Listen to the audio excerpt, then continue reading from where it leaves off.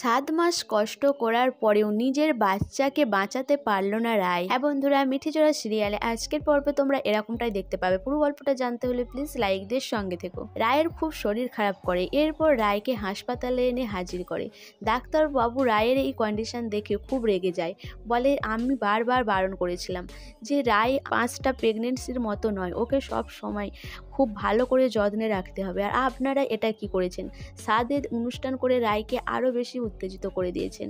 এরপর ডাক্তারবাবু বলে যে যা কিছু ডিসিশন নেওয়ার কালকে রিপোর্ট দেখে নেওয়া হবে। এদিকে অনির্বাণ পাগল পাগল অবস্থা হয়, সে জানতে চায় যে তার বেবি ঠিক আছে কিনা। এদিকে তার পরের দিন এই রিপোর্ট করে ডাক্তারবাবু জানিয়ে দেয় যে বেবিকে বাঁচানো গেলে মাখে যাবে না, তাই আমার দিকে বেবিকেই নষ্ট করে দিতে হবে। এটা শুনেই তো অনির্বাণ অবাক হয়ে যায়। এদিকে রায় তার বাচ্চা না নড়ার কারণে সে সিস্টারকে বারবার জিজ্ঞাসা করতে থাকে যে তার বাচ্চা কেন নড়ছে না। সো বন্ধুরা, তাহলে কি রায় এত কষ্ট করে তার জীবনের রিস্ক নিয়ে তার বাচ্চাটাকে যে পৃথিবীর আলো দেখাতে চেয়েছিল, সে কি তাহলে সেটা পারবে না? তো তোমাদের কি মনে হয় অবশ্যই আমাকে কমেন্ট করে জানাবে। আর আমার ভিডিওটা ভালো লাগলে প্লিজ সাবস্ক্রাইব করে দিও, আর ফেসবুক থেকে দেখলে অবশ্যই ফলো করে দিও, আর তার সাথে সাথে একটা লাইক করো আর শেয়ার করে দিও।